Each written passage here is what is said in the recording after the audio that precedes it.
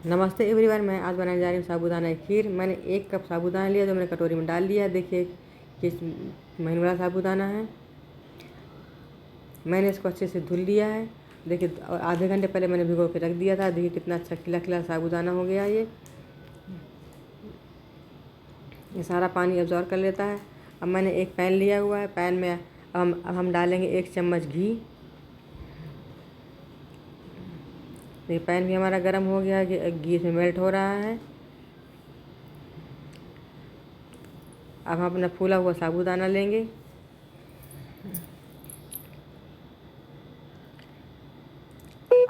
इसको अच्छे से फ्राई कर लेंगे।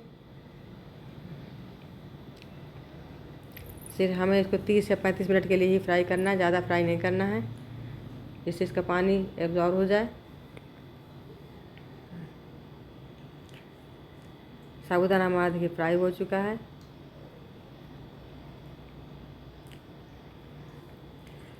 एक कप साबूदाने के लिए हमने 1 लीटर के करीब दूध लिया, जो मैंने पहले ही गर्म कर लिया था।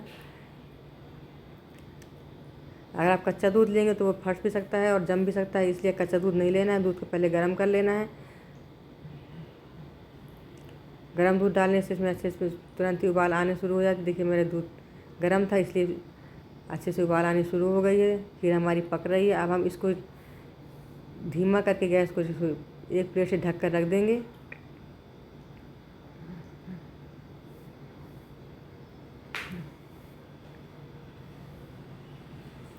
हमने गैस धीमी करने के बाद प्लेट ढक दिया। इसको 10 मिनट के लिए हमने रख दिया है। अब 10 मिनट बाद देखिए हम देख रहे हैं इसे हमारी खीर अच्छे से पक चुकी है। दूध भी हमारा गाढ़ा हो गया है।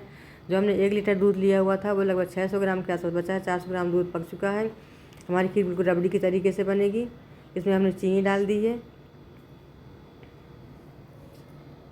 चीनी हमने आधा कप ली हुई थी, आधा कप चीनी मैंने डाल दी है। इसमें चीनी भी अच्छे से मेल्ट हो गई है। अब मैंने देखिए केसर के 6-7 बाल लिए हैं, जो मैंने केसर के बाल डाल दिए हैं। केसर से इसका कलर ही बहुत सुंदर आता है। अगर आपको केसर पसंद ना हो तो आप इसको स्किप कर सकते हैं। कई लोग इसमें केसर की जगह गुलाब के पंखुड़ियाँ भी इस्तेमाल करते हैं। अब मैंने जो सूखे मेवे लिए हुए थे वो डाल दिए हैं। सूखे मेवे मैंने दिया था बादाम, काजू, पिस्ता और मखाने और किशमिश ली हुई थी। सभी मैंने डाल के अच्छे से मिक्स कर दिया है। इसको मैं 2 मिनट के लिए और पकाऊंगी। अब इसमें मैंने डाल दिया है 2 इलायची का पाउडर। इलायची का पाउडर डालने से इसमें अच्छी सी खुशबू भी आती है और इसका टेस्ट भी बहुत अच्छा हो जाता है।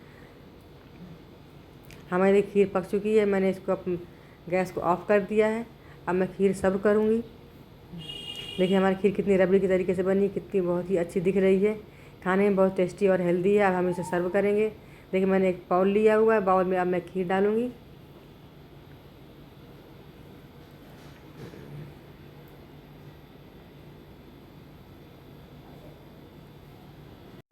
देखिए मैंने खीर सर्व कर दी है।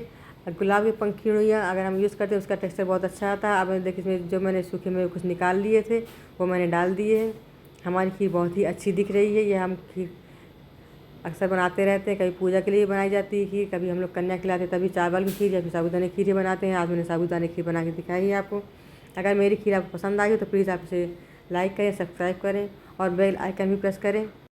प्लीज़ आप वीडियो पूरा देखें, क्योंकि मैं वीडियो के बीच में कई सारी चीज़ें बताती रहती हूँ।